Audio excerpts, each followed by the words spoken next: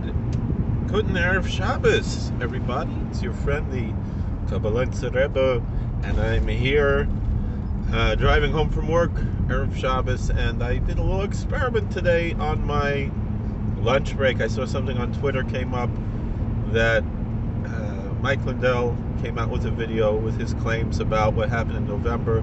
We won't say what happened, and we're not saying anything happened. We're just saying that a certain individual made a video. We're not saying that it's true or not true, anything that he claims in this video. Just to be clear, because we're afraid of the evil overlords at YouTube to take away our whole library here. I have thousands of videos here on my YouTube channel, and I'm at risk of losing it all because of the power grab that YouTube has engaged in here. But with all that being said, so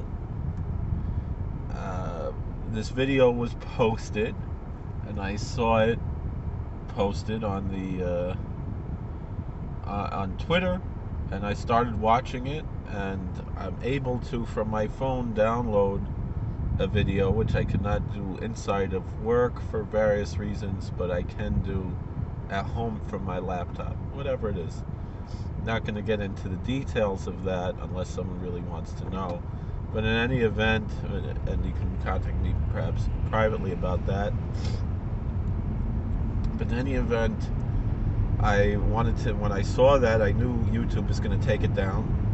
I want to get to my car as quickly as I can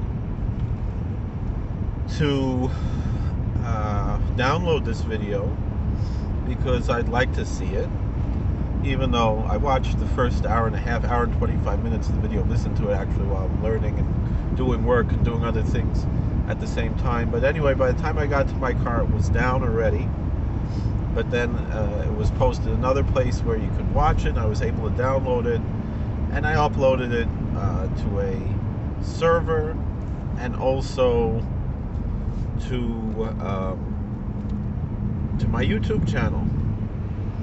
And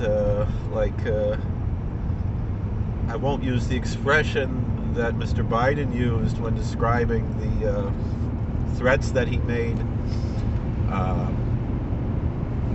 with his own acts of foreign collusion, trying to prevent his son from being prosecuted and making threats of withholding funding from a foreign country if they don't fire a prosecutor. He openly admits to committing such a crime, and yet he's sitting in the White House now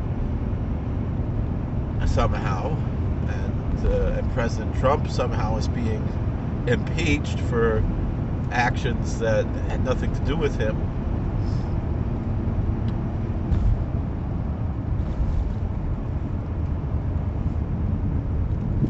And in any event, so here we are. I uploaded the video that I had downloaded from Mike Lindell, and wouldn't you know it, not going to use the foul language that Mr. Biden used, but within, I would say, probably from when it was uploaded till it was taken down, maybe a half hour on this tiny little YouTube channel with 1,500 subscribers, they could not allow, and it didn't have a title on it, but they were able to catch, Joe Kolakowski uploaded Mike Lindell's video, we gotta take it down. And then I argued that what are you trying to hide here? If nothing really happened, why are you pretty much proving, at least from your perspective, that this is true, and that's why you want to hide it.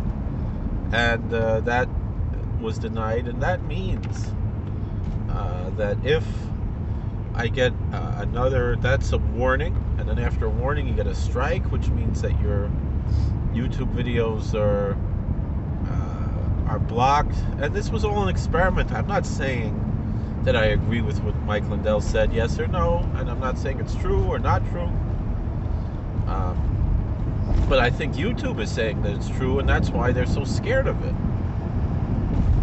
you know, I mean, I watched. I don't know what happened in the last 35 minutes of the video, but I watched the first or 34 minutes. I watched the first hour and 25 minutes. Listened to it. The only thing that I heard that maybe was not true was that this one man claimed to invent email, and yet a lot of people would agree. And I did some research on that, and he did certainly claim and used the word email, probably coined the term email, and also invented it independently, whether or not he knew that it was being used when he was a teenager. So, and reputable sources identify him as the inventor of email, and that was probably, you know, the most questionable thing that I would have thought. And, you know, one thing that crossed my mind was that, well, if this guy is making this claim that he invented email and that's not true, so then that could cast some aspersions on the rest of the video. Not really logically, that's not really true to say that, but it would be something that a lot of people would engage in, that type of casting aspersions. And yet I did my research, and it's pretty established that this man actually did invent email and probably coined the term email. It's at least as accurate as that, you know, Rabbi Twersky's Chosy Galeinu Hayokradi Kaparis Mishkavai made the Nigan Hashia Samecha, right? Which he did, and we all accept that, even though, again, it's just his claim, and he's saying in the Chasna, and it spread to Eretz. But I'll be singing Mirz Hashem. I have a plan. I'd like to sing Hashia Samecha the Shabbos in honor of Rabbi Twersky, who they're still in the Shiva for, this great tzaddik that had the zchus to meet on a few occasions. So in any event,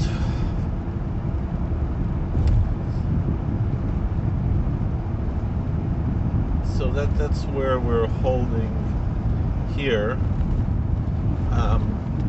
Just letting you guys know that this is what YouTube is doing, making threats based on someone uploading a video of pretty much taking down, and this, you know, nothing violent. I haven't, you know, I listened to, you know, 75% of this video so far, and I didn't hear anybody encouraging any violence. I didn't hear anybody, and not only that, but he brought very convincing evidence of his claims from reputable sources.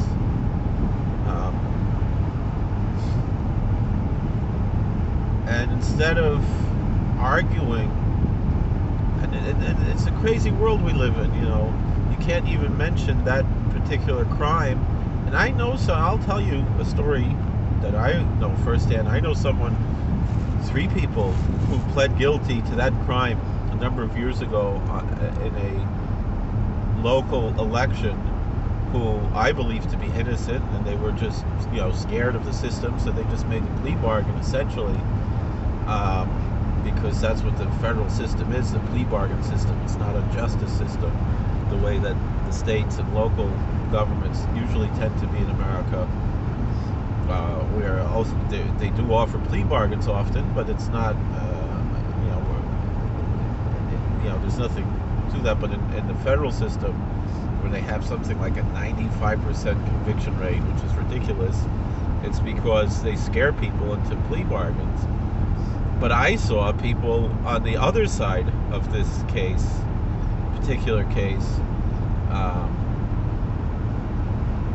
who were committing voter fraud, and they got away with it. I'm sorry I used that word. I hope I don't get another ding on my YouTube channel. That would block me out for a week, because I used that word, not talking about the 2020 election, talking about a local village election in upstate New York a number of years ago, where I I am convinced that the side that pled guilty to vote to that crime that shall not be mentioned, it's an ineffable name, that and I have to do penance for mentioning that name, that word, the name of that crime. They and now you see how leftism is a religion. That they also have an ineffable name, as we do, and the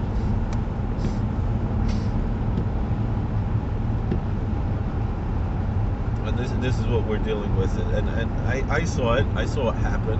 I know that his side did not commit that crime, and the other side did commit the crime, and yet he went to jail for a couple of months, to federal prison, because it was too much to fight.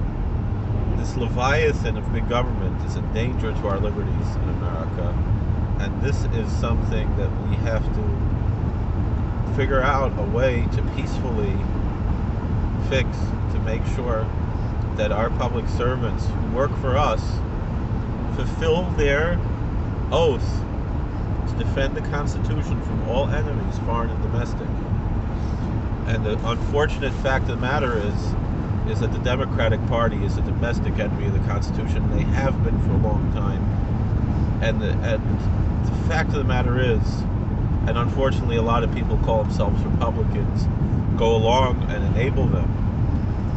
But I don't understand how we let this happen, that in the United States of America, after the insurrection that happened by the Democratic Party in the 1860s against this country, how we let them keep that name, Democratic Party. It's pretty much like if the Nazi Party would have been allowed to stay and be legal after World War II. But not only that, but the chutzpah of the Democrats to go in there, it's the equivalent of the Nazis going and existing after World War II and then claiming that those that fought against them are the real racists and that they're anti-racist when they're still to this day the most racist that there are. And the fact of the matter is that the Nazis were inspired by the Democratic Party. And the only difference was that when they were drafting the Nuremberg laws, they felt that the one drop rule that the Democrats had in the Jim Crow laws was too strict. And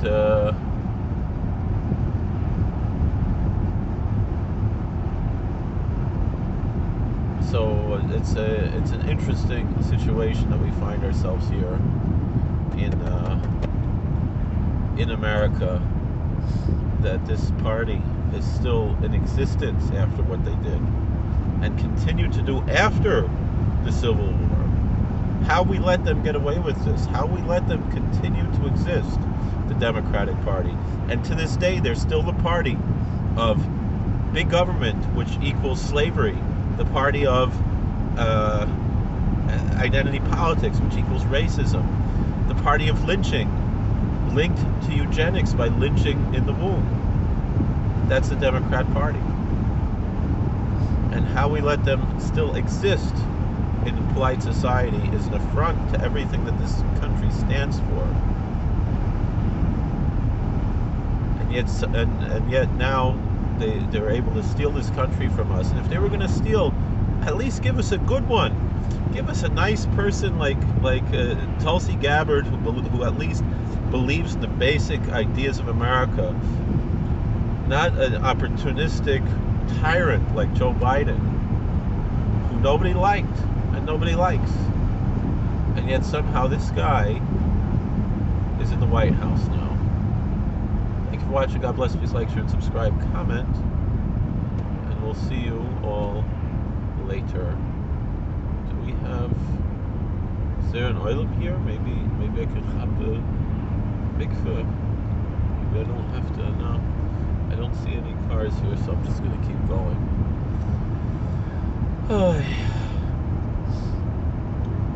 All right.